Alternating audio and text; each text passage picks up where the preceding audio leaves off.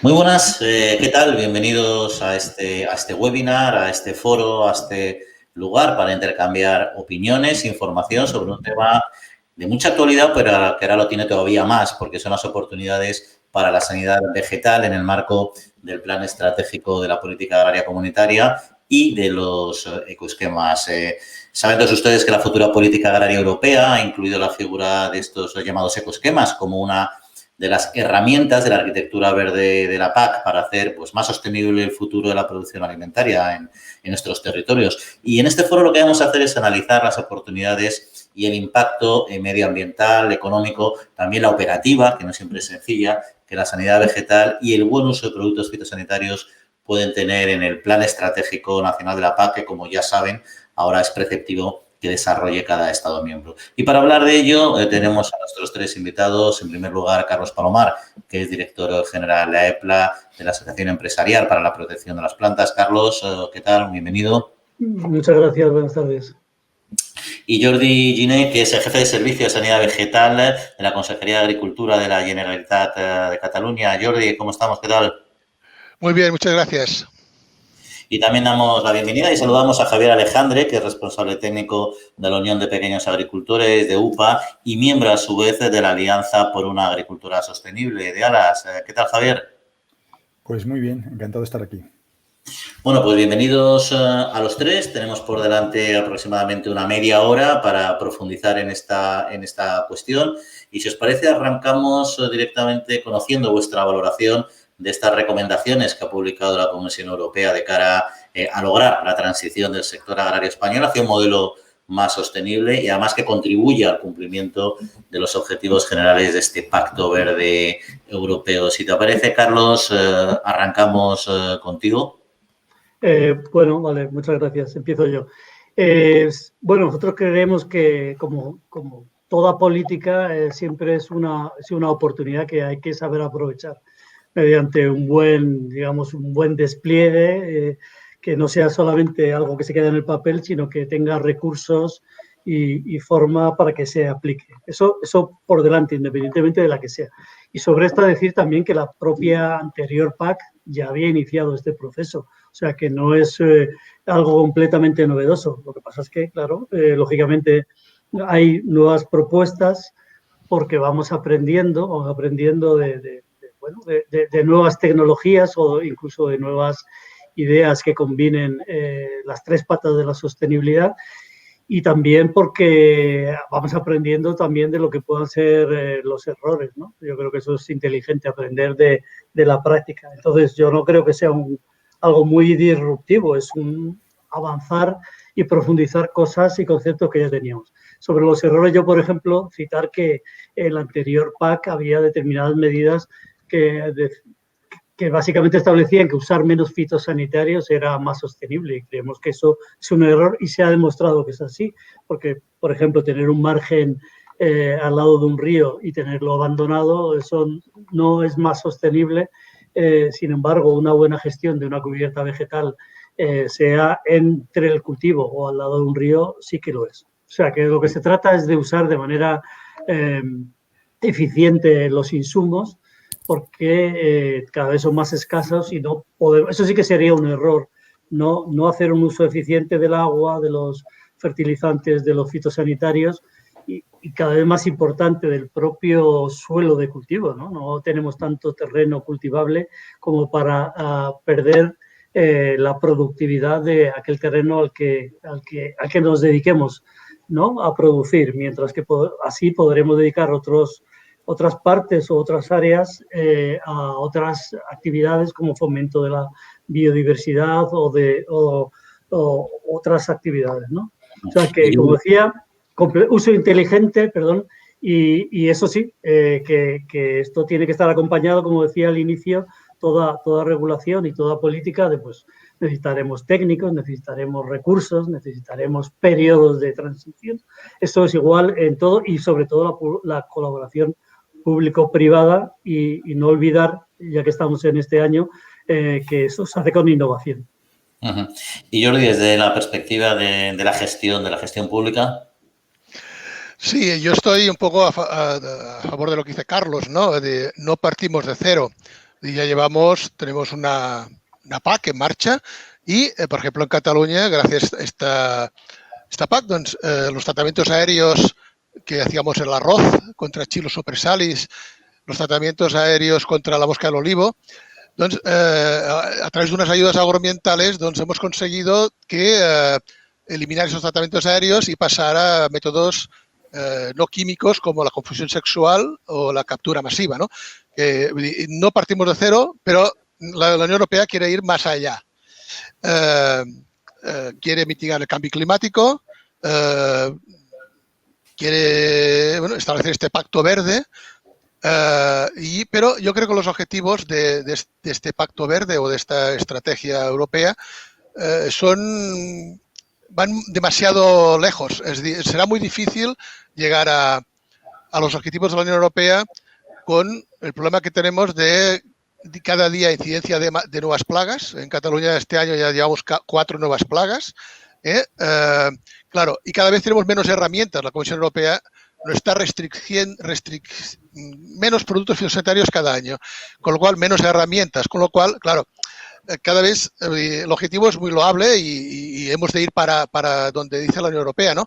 Pero será difícil con eso. Cada vez más problemas fitosanitarios y, por el contrario, menos herramientas.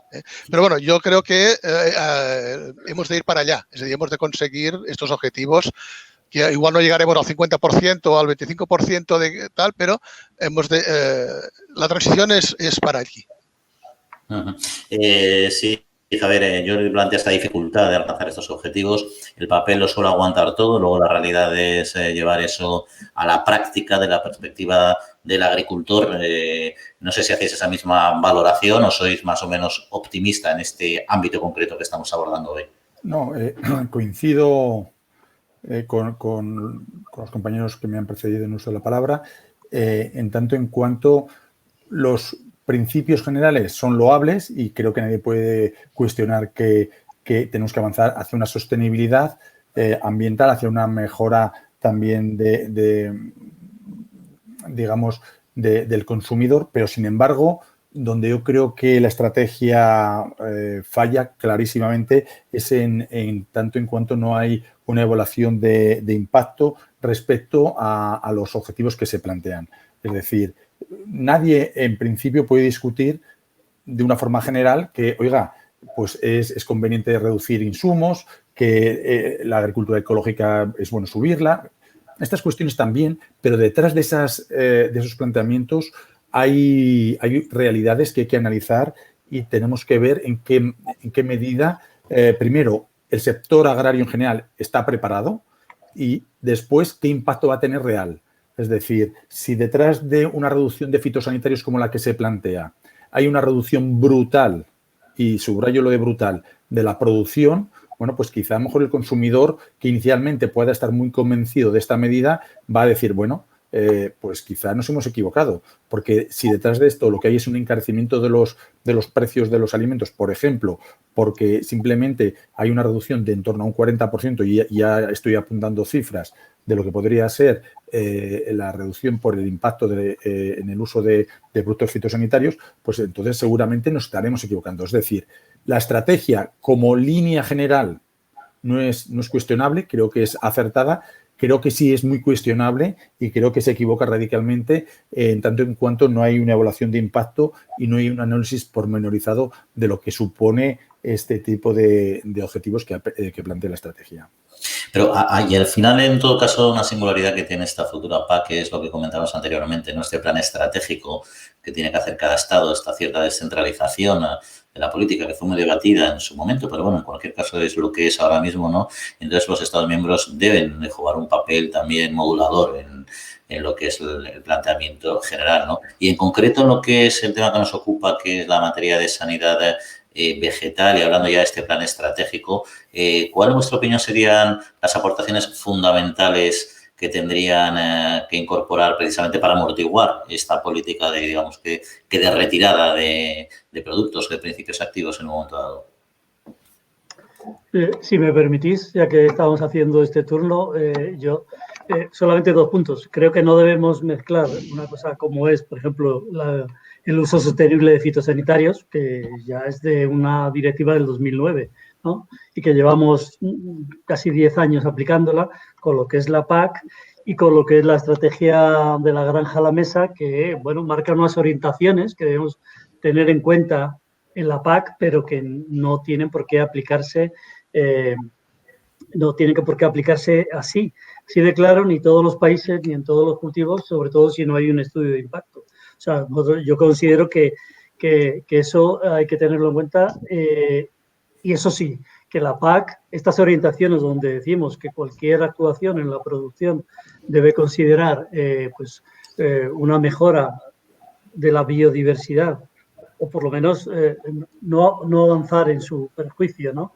Si es que lo hubiera, y que digamos que se refuerce la sostenibilidad medioambiental. Yo creo que eso que ya estaba, como decíamos al principio, tiene que seguir. Lo importante para mí que tiene que incorporar este plan estratégico es no atar de manos al agricultor, eliminándole las pocas herramientas que le quedan, ¿no? Si tiene un botiquín de herramientas fitosanitarias que son de todo tipo, no se le quite así sin más, con un objetivo a priorístico que no tiene ninguna base científica, sino todo lo contrario, consideremos la evolución de dónde partimos, cómo son los años, y a partir de ahí flexibilidad para esa gestión. Yo creo que eso es importantísimo, ¿no? Los productos fitosanitarios son seguros también para el medio ambiente, y por lo tanto lo van a ser para la biodiversidad, pero un cultivo sin una buena sanidad vegetal, un cultivo con plagas, no solo no produce, sino que es una fuente, digamos, de condicionar el futuro de los próximos años, y eso debe mantenerse en el plan estratégico. Aumentar productividad, como yo decía al principio, ¿no? Aumentar la productividad. Si vamos a dedicar terreno a otras acciones, por ejemplo, márgenes multifuncionales, pues donde sí que vamos a producir, aumentar la productividad lo más que podamos, y para eso, aparte de otras herramientas, otros insumos, hace falta buena sanidad vegetal y hace falta buenos fitosanitarios.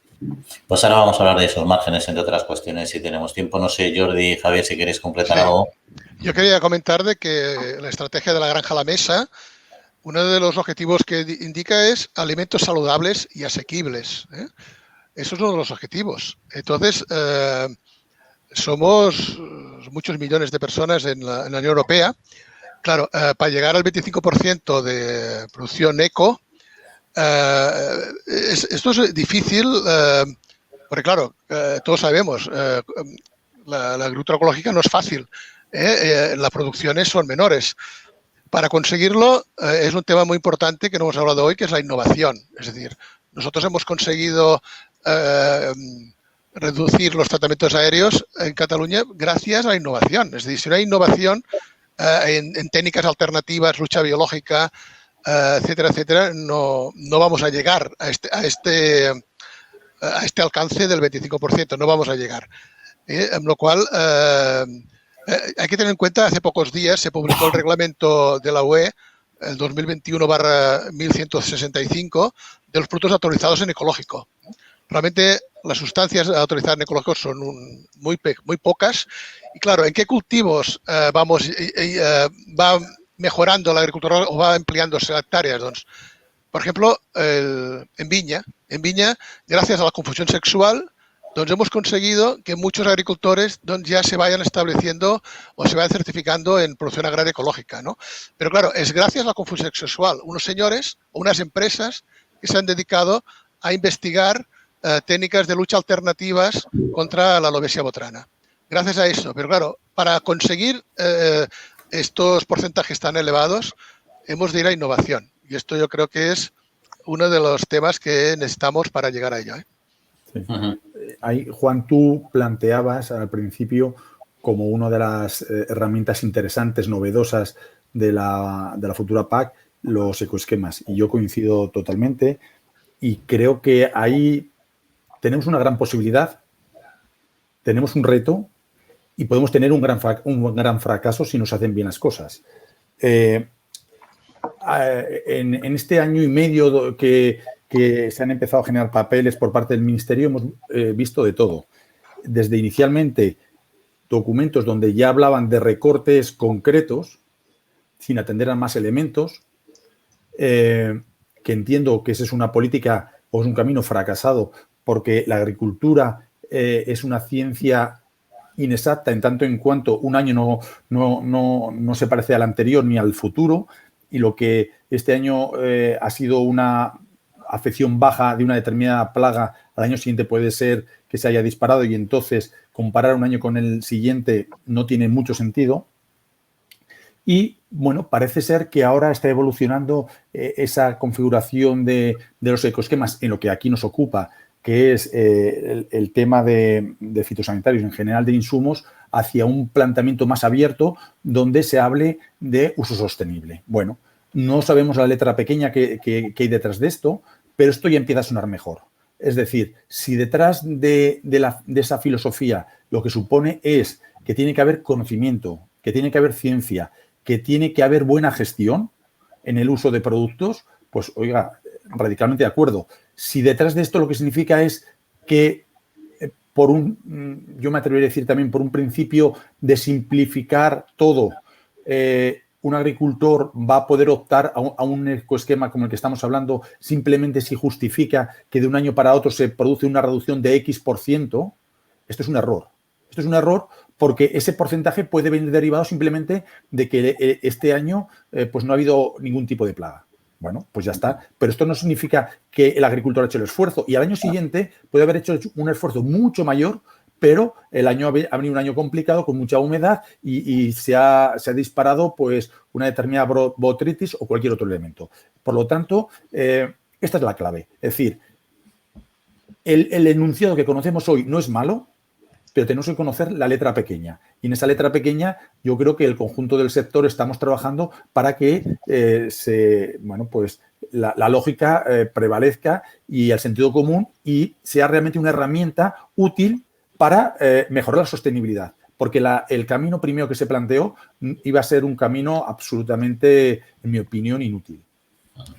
Y yendo ya a esta letra pequeña, como decías, Javier, y hablando también de gestión que comentabais anteriormente, creo que era Jordi precisamente, entrando en lo que son los ecoesquemas y la nueva PAC, hay una cuestión relevante que ha hecho un gran esfuerzo el sector, que ha hecho un gran esfuerzo la industria, la propia administración para su desarrollo, que es la gestión integrada de plagas.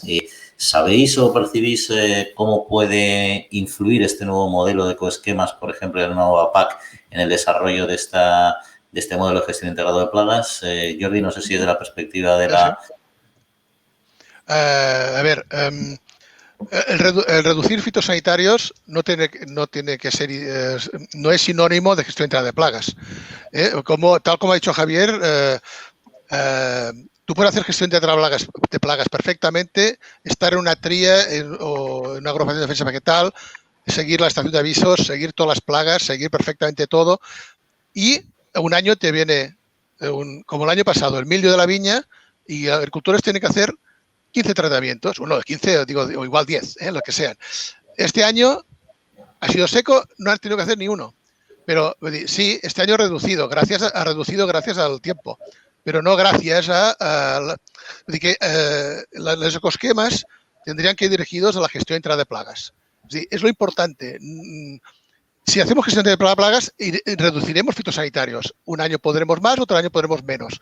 Pero conseguiremos una reducción y haremos las cosas bien. Pero para conseguir esta gestión de plagas, el ecosquema, es mi pensamiento, tendría que incluir el asesoramiento. Es muy difícil un agricultor pequeño hacer una buena gestión de plagas, unas buenas rotaciones de cultivo, un buen seguimiento de las plagas, etcétera, etcétera, sin un buen asesoramiento. Yo creo que estos ecosquemas tendría que incluir el asesoramiento en gestión integrada de plagas. Es básico. Más que valorar que reducir cada año un porcentaje, que esto yo no lo veo ni viable ni nada por los ciclos de las plagas. Aparte que, las plagas son las que son. Ahora en Cataluña tenemos la avispilla del almendro. Antes el agricultor no hacía ningún tratamiento. Ahora, por culpa de la avispilla, tiene que hacer 2. Ahora tenemos la leomorfa en frutales, otro problema. Y cada día, que si la tuta, Cada día una plaga nueva, cada año una plaga nueva. ¿Cómo vamos a reducir? Y esto no quiere decir que el agricultor no haga las cosas perfectamente, pero hay que buscar un ecosquema que favorezca la gestión integrada de plagas. Ahí has comentado, Jordi, un tema muy relevante, que es el soporte técnico, el apoyo para el agricultor. La PAC es cada vez más compleja y, como decís, van cambiando muchas cuestiones, ¿no? Yo entiendo que eso debe estar, o al menos sobre el papel, está recogido. No sé si desde UPA sabéis algo más sobre este asunto, Javier, y si os quedáis tranquilos con lo que se plantea en este sentido.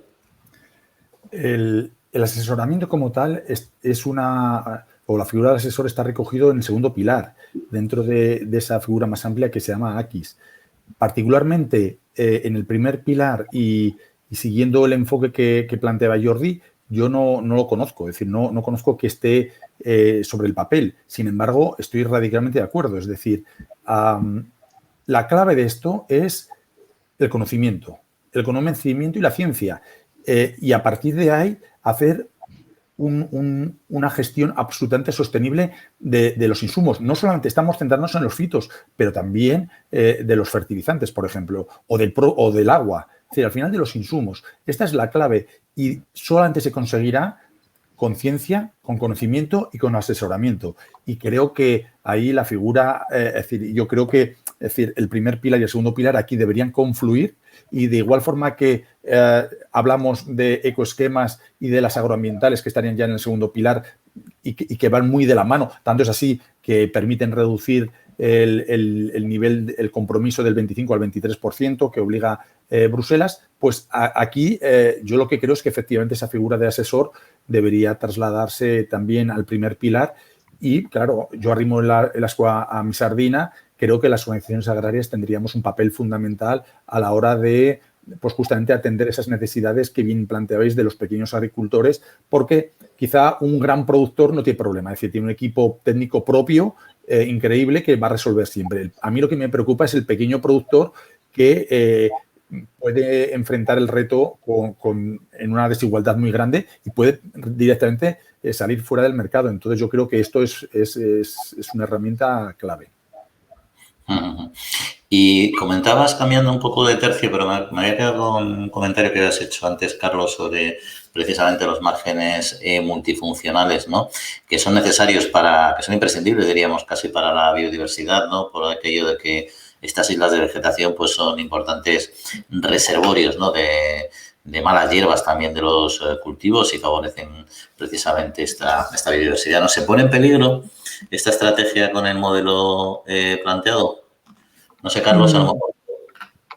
Pues yo te diría que sí, existía ese riesgo, porque ya existía en el greening de la anterior PAC, de decir, cuando dedicas a otras actividades, digamos, verdes, aunque no me gusta nada esa expresión, no se puede utilizar fitosanitarios. ¿Por qué no? Todo lo contrario.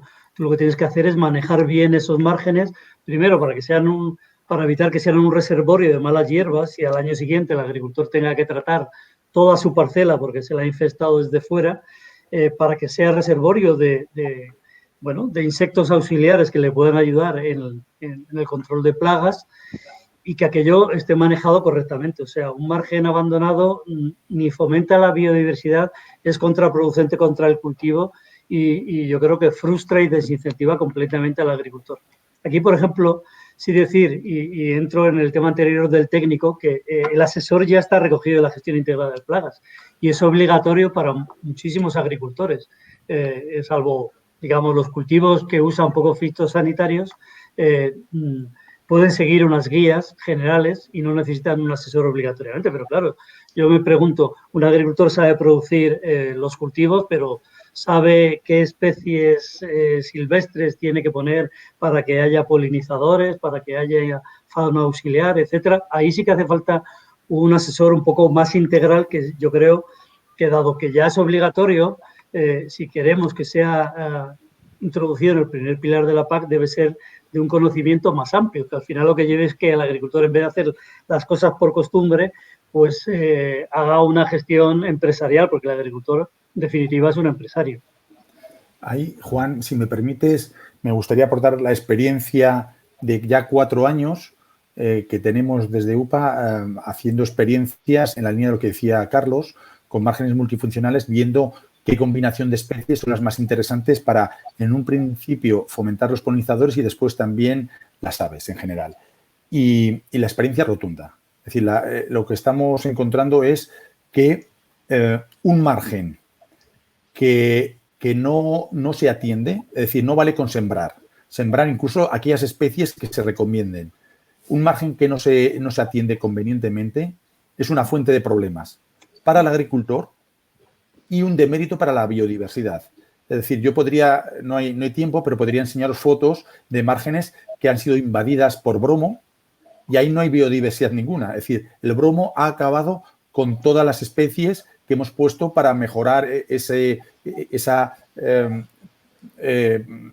polinización escalonada que conseguíamos con esas diferentes especies, y frente a eso lo que tenemos es un mar de bromo que, lógicamente, va a desincentivar totalmente al agricultor al año siguiente a seguir trabajando en ese ecoesquema. Y la realidad es que hemos demostrado en esas experiencias piloto que hemos hecho que un tratamiento adecuado, autorizado, o sea, guiado por un asesor, en su momento no resta ni un ápice a la biodiversidad, al revés. Es decir, no afecta a las abejas, a los polinizadores, y los conteos que estamos haciendo, pronto publicaremos los resultados, son espectaculares. En un margen de bromo prácticamente no hay biodiversidad, animal me refiero, y en ese mismo margen, donde ha sido tratado en una época temprana, lógicamente para no afectar a los polinizadores, la biodiversidad es una auténtica barbaridad. O sea, entonces la consecuencia es clara. No podemos ser a priorísticos y decir, oiga, como estamos hablando de eco algo, pues tenemos que prohibir los fitosanitarios. No, mire usted, lo que tenemos que hacer es poner sentido común y tratar esta realidad como se merece, y es, a través de asesoramiento conseguiremos el efecto que pretendemos, que es aumentar la biodiversidad. En caso contrario, lo que conseguiremos será un gran fracaso de la iniciativa, porque os aseguro que los agricultores empezarán muy interesados porque hay un interés grande por la biodiversidad, pero después saldrán escaldados y huirán. Y además, no huirán ellos personalmente y, digamos, a sus compañeros lo que les sugerirán es: ni se te ocurra meterte en esto porque vas a tener problemas durante los próximos 3 años hasta que consigas controlar el bromo, la avena loca, cualquier otra mala hierba, ¿vale? Esto me parece fundamental. Sí, un segundo. Yo solamente que estoy totalmente de acuerdo con lo que dice Javier, totalmente de acuerdo. Sin asesoramiento no vamos a ninguna parte, y menos en estos temas de los márgenes multifuncionales. Nosotros, mi propuesta, cuando me han pedido observaciones, mi departamento, siempre he dicho que para conseguir esto, asesoramiento. Y un poco desacuerdo con lo que decía Carlos, sí que es obligatorio el asesoramiento en algunos cultivos, pero no todos. Por ejemplo, en cereales no es obligatorio, y yo creo que es importante para evitar resistencias y para la rotación de cultivos y para nuevas plagas que tenemos en maíz, etcétera, etcétera. Es decir, sí que es obligatorio para los cultivos, pero no para todos. Con lo cual, yo creo que es un buen momento ahora para fomentar este asesoramiento, que el agricultor lo tenga. Pues se nos va acabando el tiempo, pero hay un asunto que sí quería comentar antes ya de ir cerrando, y es el de los indicadores de riesgo que se han planteado y hasta qué punto van a ayudar a gestionar de una manera más eficiente este sector, y en concreto esta sanidad vegetal, o por el contrario va a ser un planteamiento demasiado complejo para que pueda ser útil. No sé qué percepción y qué valoración hacéis a priori de ellos. Permíteme, en mi caso, pues es que es muy difícil, porque aquí estamos también a veces confundiendo lo que son los indicadores de riesgo armonizados.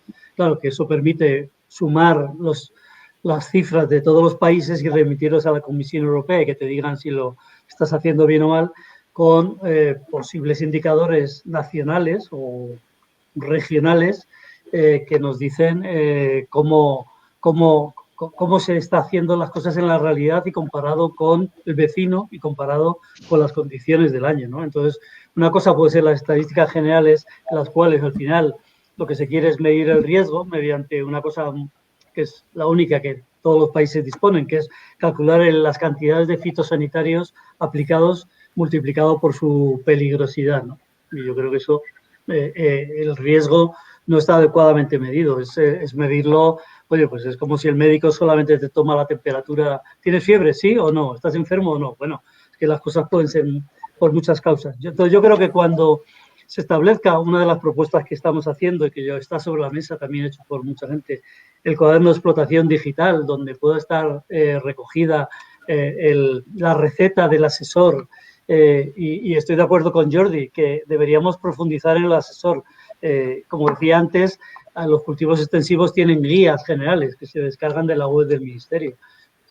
Debemos profundizar, extender en la gestión integrada de plagas, que en el fondo puede ser solo prevenir, vigilar y actuar solo cuando sea necesario, pero ahí cabe todo. Entonces, yo creo que hay que darle una vuelta y profundizar en eso. Un cuaderno de explotación te puede decir, digital, donde sumas los datos y con buen análisis de datos, que ahora se puede hacer. Se puede hacer si lo hacen las compañías privadas para saber tus gustos, lo puede hacer aquí para poder realmente indicar cómo se están haciendo las cosas en cada comarca, en cada región, cada país, y luego eso remitirlo a Europa.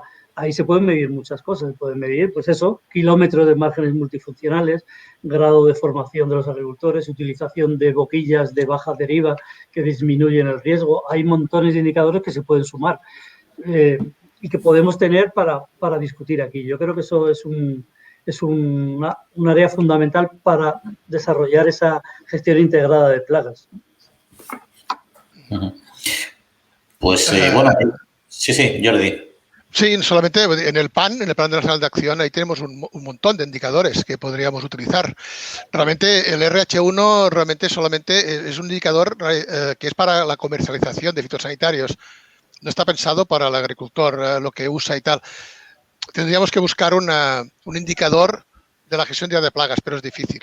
Pero lo ideal sería tener un indicador de si un agricultor cómo cumple la gestión integral de plagas. Esto será difícil. Pero bueno, de indicadores tenemos muchos para fijarnos. Ya digo, en el Plan Nacional de Acción hay muchísimos 65. Al respecto. Por eso, ahí tenemos, si quieres escoger, hay para escoger. Sí. Y otro temilla ya, perdona que os entretenga un poco más, quizá quien no está muy metido en este ámbito, pues le puede sonar que el tratamiento mediante medios mecánicos, pues a lo mejor idealmente no, pues desde una perspectiva de sostenibilidad es mejor que tratamiento con medios químicos, con herramientas químicas, por ejemplo, para una cubierta vegetal. Agronómicamente todos sabemos que un tratamiento, una gestión mecánica también puede ser especialmente dañino para el medio ambiente y para los suelos si no se hace adecuadamente, ¿no? Pero al final, en este nuevo contexto, ¿van a ser compatibles los tratamientos químicos con los tratamientos mecánicos, por ejemplo, en lo que es la gestión de las cubiertas vegetales? Yo digo, ojalá, porque realmente es algo que hace 20 años lo hacían los que tenían graves problemas de erosión en los suelos, y que se ha demostrado que esto sirve para suelos llanos y para todos los cultivos leñosos. Estoy hablando de leñosos, que puedes mantener una cubierta todo el año, pero que, como decíamos antes, hay que pensar en la gestión, no solo en la implantación. Entonces, los mecánicos pues consumen más gasoil, producen emisiones, y eso es justo lo contrario de lo que está diciendo la estrategia de Farm to Fork, ¿no? De la granja a la mesa. Decimos que queremos menos emisiones porque tenemos un reto climático. No queremos utilizar combustibles fósiles o queremos utilizarlo lo menos posible. Entonces, yo creo que no hay que renunciar, como siempre, a tecnologías. Mecánico y químico son opciones complementarias, compatibles, y que se puede actuar en varios momentos con una mecánica, y luego cuando quieres hacer, por ejemplo, utilizando unos herbicidas, puedes tener una cubierta vegetal, hacer una selección de las especies precisamente para hacer que las que se hacen invasivas y se convierten en hierbas que no te interesan como refugio de insectos auxiliares para la lucha biológica, mediante la utilización de determinados herbicidas puedes enriquecer la cubierta, y el pase mecánico trata a todos por igual, café para todas las hierbas, y entonces es mucho más pobre como tecnología Pero ya digo, hay que combinar las dos. Javier, Yo, ¿una Juan, experiencia de campo? sí, respondiendo muy precisamente, te diría que hoy, a tenor de lo que hemos conocido de los papeles, no los últimos, los anteriores, te diría que no. Es decir, creo que en el ánimo del legislador está que allá donde se pueda utilizar medios mecánicos, prohibir los químicos. Soy así de rotundo, a raíz de los papeles que yo he visto. Tanto es así que donde hablamos de cubiertas vegetales en leñosos, donde habría esa posible compatibilidad, directamente el químico lo eliminan y se están planteando, y no los tienen resuelto, en los herbáceos, donde esa compatibilidad no es posible y al final, pues esa gestión del suelo atendiendo por una parte la fijación de carbono y por otra parte la reducción de la erosión, que es un problemón en España, bueno, pues pareciera que solamente solamente podría venir de la mano de los químicos. Y yo lo que he detectado es una clara oposición a que esto se pueda producir. Todavía, es decir, no tenemos nada claro, pero lo que sí yo afirmaría es que a fecha de hoy, hasta donde yo sé, donde exista esa compatibilidad, se ha apostado por los tratamientos mecánicos y no por los químicos. Y no hablo de y no por, es decir, el problema es enfrentar los dos. Creo que los dos son posibles. Y el problema que yo veo es que allá donde las cubiertas vegetales se han implantado de una forma importante, si al final se llega a la conclusión de que se prohibieran los tratamientos químicos, lo que vamos a ver es un retroceso de esas cubiertas. Yo ya lo adelanto. Estoy convencido de ello. Sí, sí. Yo estoy totalmente de acuerdo de que hay que ir para el control mecánico, pero en los ensayos que tenemos en mi servicio y tal, lo ideal es un sistema mixto. Estaría un poco de acuerdo con los dos.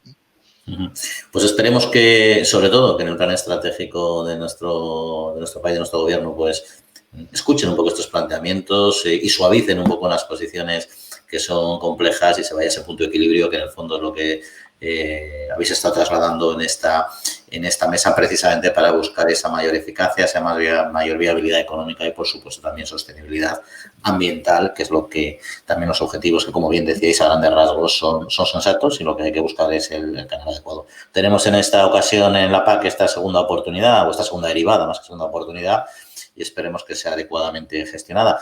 Y yo creo que ya para ir concluyendo, simplemente os iba a pedir a cada uno, a Jordi, a Javier y a Carlos, si podíais resumir o cerrar con una conclusión de vuestra perspectiva de lo que aquí se ha hablado. Y si os parece, pues sigo las fotografías que tengo en la pantalla. Jordi, empezamos por ti. Sí, bueno, yo diría lo que he dicho al principio, ¿no? Es muy loable.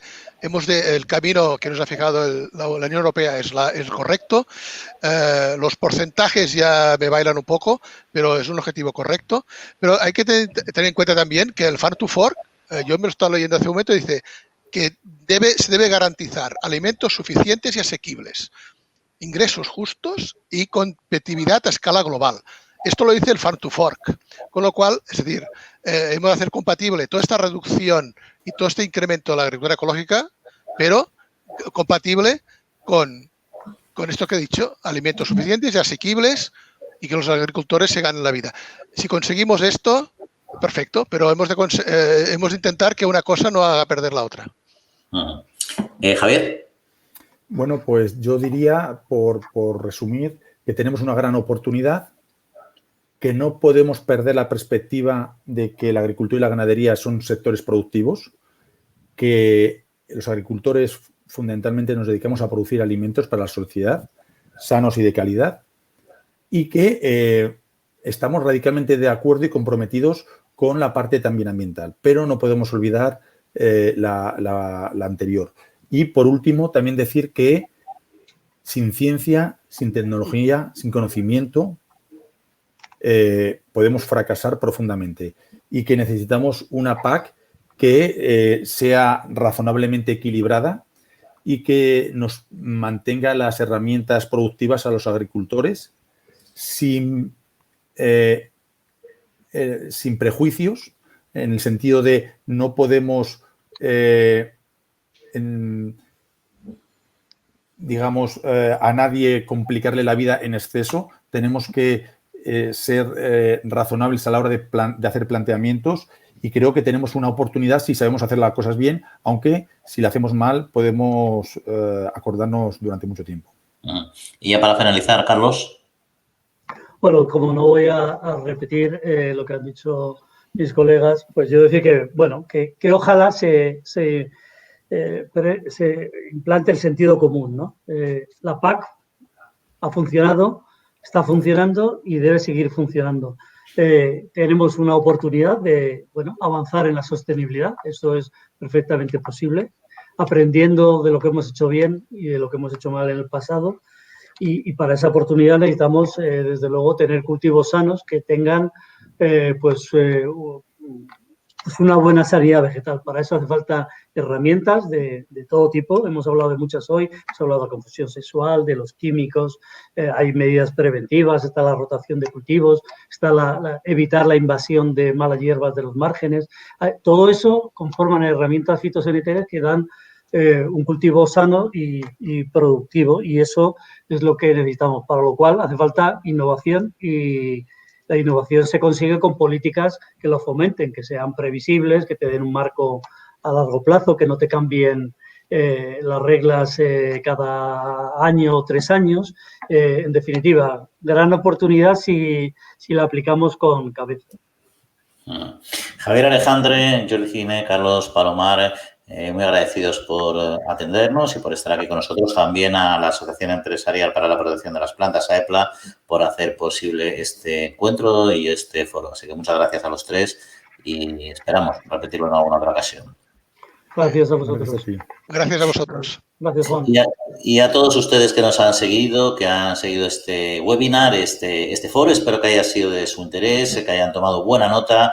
Y bueno, y ahí continuamos viendo en otros espacios qué es lo que pasa con esta política agraria comunitaria. Ya saben que pueden seguir también estos temas de actualidad en la trilla de Capital Radio todos los sábados de 8 a 9 de la mañana y también los domingos de 7 a 8. Lo dicho, muchas gracias y hasta otra ocasión. Un saludo.